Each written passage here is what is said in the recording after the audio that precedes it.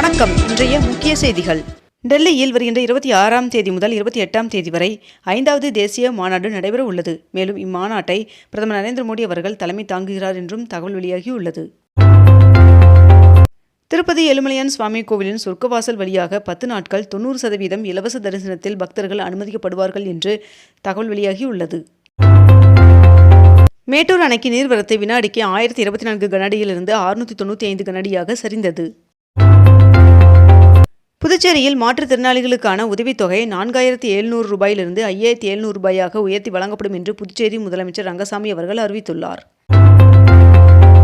சென்னை உலக தமிழாராய்ச்சி நிறுவனத்தில் 2026ஆம் ஆண்டிற்கான ஓராண்டு கல்வெட்டியல் மற்றும் தொல்லியல் அகழாய்விற்கான பட்டய வகுப்பு 2026ஆம் ஆண்டு ஜனவரி மாதம் முதல் தொடங்கப்பட உள்ளதாக தெரிவிக்கப்பட்டுள்ளது. சபரிமலை ஐயப்பன் சுவாமி கோவிலில் மண்டல பூஜை வருகின்ற 27ஆம் தேதி நடைபெற உள்ளது. ஒருங்கிணைந்த தொழில்நுட்ப பணிகள் தேர்விற்கு இன்று முதல் விண்ணப்பிக்கலாம் என்று TNPSC அறிவித்துள்ளது. தமிழ்நாடு அரசு செயல்படுத்தி வரும் முத்திரை திட்டங்களின் முன்னேற்றம் குறித்து முதலமைச்சர் மு.க.ஸ்டாலின் அவர்களின் தலைமையில் ஆய்வுக் கூட்டம் நடைபெற்றது. 86 லட்சம் ரூபாய் மதிப்பீட்டில் வீடற்றோருக்கான இரவு நேர காப்பகத்தை துணை முதல்வர் உதயநிதி ஸ்டாலின் அவர்கள் திறந்து வைத்துள்ளார். 22 கேரட் ஆபண தங்கத்தின் விலை சவரனுக்கு ஒரே நாளில் 1600 ரூபாய் அதிகரித்து ஒரு சவரன் 1,02,160 ரூபாய்க்கு விற்பனை செய்யப்பட்டு வருகிறது. இதனைத் தொடர்ந்து 1 கிராம் வெள்ளியின் விலை கிராமிற்கு 3 ரூபாய் அதிகரித்து 1 கிராம் வெள்ளி 234 ரூபாய்க்கு விற்பனை செய்யப்பட்டு வருகிறது. செய்யாற்றிற்கு வருகின்ற டிசம்பர் 27ஆம் தேதி முதலமைச்சர் மு.க.ஸ்டாலின் அவர்கள் வருகை தர உள்ளார் என்று தெரிவிக்கப்பட்டுள்ளது. அணுசக்தி துறையில் தனியார் மற்றும் வெளிநாட்டு நிறுவனங்கள் முதலீடு செய்ய வழிவகை செய்யும் மசோதாவிற்கு குடியரசுத் தலைவர் திரௌபதி முர்மு அவர்கள் ஒப்புதல் வழங்கியுள்ளார். அரையாண்டு விடுமுறையில் மாணவர்களுக்கு சிறப்பு வகுப்புகள் நடத்தக்கூடாது என்று தெரிவிக்கப்பட்டுள்ளது. சென்னை சங்கமம் நம்ம ஊர் திருவிழாவை ஜனவரி 14ஆம் தேதி மாலை 6 மணிக்கு முதலமைச்சர் மு.க.ஸ்டாலின் அவர்கள் தொடங்கி வைக்க உள்ளார் என்று தகவல் வெளியாகியுள்ளது. TNPSC குரூப் 2 முதல்நிலை தேர்வு முடிவுகளை TNPSC வெளியிட்டுள்ளது. வருகின்ற 2026ஆம் ஆண்டில் 10 செயற்கைக்கோள்கள் விண்ணில் செலுத்தப்பட உள்ளது என்று இஸ்ரோ தலைவர் நாராயணன் அவர்கள் தெரிவித்துள்ளார். புதுச்சேரி நாகப்பட்டினம் இடையிலான புறவழிச்சாலையில் பாகூர் சேலிமேட்டில் சுங்கச்சாவடி வருகின்ற 24ஆம் தேதி முதல் செயல்பட உள்ளது என்று தெரிவிக்கப்பட்டுள்ளது. புனரமைக்கப்பட்ட சென்னை விக்டோரியா ஹாலை முதலமைச்சர் மு.க.ஸ்டாலின் அவர்கள் இன்று திறந்து வைக்க உள்ளார். தமிழ்நாட்டில் வரைவு வாக்காளர் பட்டியல் வெளியிட்ட பிறகு இதுவரை 92,000 பேர் பெயர் சேர்க்க விண்ணப்பம் சமர்ப்பித்துள்ளனர் என்று தெரிவிக்கப்பட்டுள்ளது. தமிழ்நாட்டில் புத்தாண்டு மற்றும் கிறிஸ்துமஸ் பண்டிகையொட்டி சென்னை உள்ளிட்ட நகரங்களிலிருந்து வருகின்ற டிசம்பர் 23ஆம் தேதி முதல் சிறப்பு ரயில்கள் இயக்கப்படுவதாக தெற்கு ரயில்வே அறிவித்துள்ளது. ரயில் கட்டண உயர்வை உடனடியாக ரத்து செய்ய ஒன்றிய அரசு முன்வர வேண்டும் என்று தமிழ்நாடு காங்கிரஸ் தலைவர் செல்வ பெருந்தகை அவர்கள் கோரிக்கை விடுத்துள்ளார். நாமக்கல்லில் கோழி பண்ணைகளில் முட்டை ஒன்றின் கொள்முதல் விலை 5 காசுகள் உயர்ந்து 6 ரூபாய் 40 பைசாவாக நிர்ணயம் செய்யப்பட்டுள்ளது. சென்னை விமான நிலையத்தில் பிரதான ஓடுபாதையின் மறுசீரமைப்பு பணியானது அடுத்த ஆண்டு தொடங்க முடிவு செய்யப்பட்டுள்ளதாக தெரிவிக்கப்பட்டுள்ளது. தமிழகத்தில் கடுங்குளிர் தீவிரமடைந்து வரும் நிலையில் அதிகாலை வேளையில் பனிமூட்டம் அதிகரிக்கும் என்று வானிலை மையம் தெரிவித்துள்ளது. டெல்லியில் பிரதமர் நரேந்திர மோடி அவர்களுடன் பீகார் மாநில முதலமைச்சர் மற்றும் துணை முதல்வர் ஆகியோர் சந்தித்து பேசினர். சபரிமலையில் அன்னதானமாக கேரள பாரம்பரிய விருந்து வழங்கும் திட்டம் தொடங்கப்பட்டுள்ளது. குடியரசுத் தலைவர் ஒப்புதல் வழங்கிய நிலையில் ராம்ஜி சட்டத்திற்கு எதிராக நாடு தழுவிய போராட்டம் வருகின்ற 27ஆம் தேதி நடக்கும் என்று காங்கிரஸ் செயற்குழுவில் முடிவு செய்யப்பட்டுள்ளதாக தகவல் வெளியாகியுள்ளது. சென்னை மாநகர பகுதிகளில் நடைபாதை வியாபாரிகளுக்கு கட்டணம் வசூலிப்பு மற்றும் விற்பனை சான்று வழங்க சென்னை மாநகராட்சி முடிவு செய்துள்ளதாக தகவல் வெளியாகியுள்ளது. 9 புதிய காவல் நிலையங்கள் மற்றும் புதிதாக உருவாக்கப்பட்ட 3 காவல் உட்கோட்டங்களை முதலமைச்சர் மு.க.ஸ்டாலின் அவர்கள் திறந்து வைத்துள்ளார். தமிழ்நாட்டில் 20 மாவட்டங்களில் புதிய வகுப்பறை கட்டடங்களை முதலமைச்சர் மு.க.ஸ்டாலின் அவர்கள் திறந்து வைத்துள்ளார்.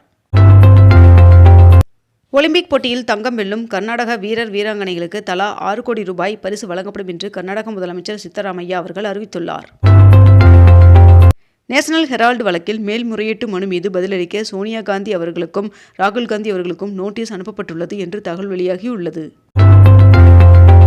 இந்தியா நியூசிலாந்து இடையே தடையற்ற வர்த்தகம் மேற்கொள்ள இரு நாடுகளும் ஒப்பந்தம் செய்து கொண்டுள்ளன என்று தெரிவிக்கப்பட்டுள்ளது. அஸ்ஸாமில் 15,600 கோடி ரூபாய்க்கான திட்டங்களை பிரதமர் நரேந்திர மோடி அவர்கள் தொடங்கி வைத்தார். தமிழக வெற்றிக் கழகத்தின் சமூக நல்லிணக்கத்தை 100% பாதுகாப்போம் என்று அக்கட்சியின் தலைவர் விஜய் அவர்கள் தெரிவித்துள்ளார். தமிழக காவல்துறையில் காலியாக உள்ள 1299 உதவி ஆய்வாளர் பணியிடங்களை நிரப்புவதற்காக மாநிலம் முழுவதும் அமைக்கப்பட்டிருந்த 46 மையங்களில் 1,78,000 பேர் தேர்வு எழுதினர். உத்தரகாண்டில் உள்ள அனைத்து பள்ளிகளிலும் பகவத்கீதையின் வாசகங்களை வாசிப்பதை கட்டாயமாக்கி அம்மாநில அரசு உத்தரவிட்டுள்ளது. முதலமைச்சர் மு க ஸ்டாலின் அவர்கள் நெல்லையில் 100 கோடியில் காகித மில்லத் நூலகம் அமைப்பதற்கு அடிக்கல் நாட்டினார். மாமல்லபுரத்தில் நேற்று நடைபெற்ற சமத்துவ கிறிஸ்துமஸ் விழாவில் தவேக தலைவர் விஜய் அவர்கள் பங்கேற்றார். தமிழகத்தில் கிறிஸ்துமஸ் மற்றும் வார இறுதி நாட்களை முன்னிட்டு 891 சிறப்பு பேருந்துகள் இயக்கப்பட உள்ளதாக போக்குவரத்து கழகம் அறிவித்துள்ளது. டிட்வா புயல் காரணமாக ஒத்திவைக்கப்பட்ட செமஸ்டர் தேர்வுகள் வருகின்ற ஜனவரி மாதம் நடைபெற உள்ளதாக அண்ணா பல்கலைக்கழகம் அறிவித்துள்ளது. வரைவு வாக்காளர் பட்டியலில் தவறுதலாக ஒருவர் விடுபட்டிருந்தாலும் மீண்டும் இணைக்க நடவடிக்கை எடுக்க வேண்டும் என்று முதலமைச்சர் மு க ஸ்டாலின் அவர்கள் அறிவுறுத்தியுள்ளார். முதலமைச்சர் மு க ஸ்டாலின் அவர்கள் நெல்லையில் 45,000 பேருக்கு நலத்திட்ட உதவிகளை வழங்கினார். சென்னையில் வடகிழக்கு பருவமழை இன்று வரை இயல்பை விட 6% குறைவாக பெய்துள்ளது என்று வானிலை மையம் தகவல் தெரிவித்துள்ளது. மாநில அரசின் வேலை உறுதி திட்டத்திற்கு மேற்கு வங்க முதலமைச்சர் மம்தா பானர்ஜி அவர்கள் மகாத்மா காந்தி பெயரை சூட்டினார். படைப்பாற்றலை வளர்க்க 15 மாவட்டங்களில் தலா ஒரு இயந்திரவியல் ஆய்வகங்கள் 6 கோடி ரூபாயில் நிறுவப்பட்டு உள்ளதாக தமிழக அரசு தெரிவித்துள்ளது. தேசிய வருவாய் வழி மற்றும் திறன் படிப்பு உதவி திட்டத்திற்கு வருகின்ற 23ஆம் தேதி வரை விண்ணப்பிக்க கால அவகாசம் நீட்டிக்கப்பட்டுள்ளதாக தெரிவிக்கப்பட்டுள்ளது. தமிழகத்தில் இன்று முதல் 24ஆம் தேதி வரை வெப்பநிலை இயல்பை விட 4 டிகிரி குறைவாக இருக்கும் என்று வானிலை ஆய்வு மையம் தகவல் தெரிவித்துள்ளது. ஸ்ரீராம் ஃபினான்ஸ் லிமிடெட் நிறுவனத்தில் 39,618 கோடி ரூபாயை ஜப்பான் வங்கி முதலீடு செய்ய உள்ளதாக தகவல் வெளியாகியுள்ளது. சென்னை திரைப்பட விழாவில் சசிகுமார் அவர்களுக்கு சிறந்த நடிகர் விருது வழங்கப்பட்டுள்ளது. 1,98,00,000 ரூபாயில் கட்டப்பட்ட இசை முரசு நாகூர் ஹனீஃபா நூற்றாண்டு பூங்காவை துணை முதல்வர் உதயநிதி ஸ்டாலின் அவர்கள் திறந்து வைத்துள்ளார். தமிழ்நாட்டில் வடகிழக்கு பருவமழை இயல்பை விட 1% கூடுதலாக பெய்துள்ளது என்று வானிலை ஆய்வு மையம் தகவல் தெரிவித்துள்ளது. 49வது புத்தக கண்காட்சியை ஜனவரி 8ஆம் தேதி முதலமைச்சர் மு க ஸ்டாலின் அவர்கள் தொடங்கி வைக்க உள்ளார் என்று தகவல் வெளியாகியுள்ளது. தமிழகம் முழுவதும் உள்ள கிறிஸ்துவ பெருமக்கள் அனைவருக்கும் கிறிஸ்துமஸ் வாழ்த்துக்கள் தெரிவித்துள்ளார் முதலமைச்சர் மு க ஸ்டாலின் அவர்கள். இத்துடன் இன்றைய தலைப்புச் செய்திகள் நிறைவடைகின்றன.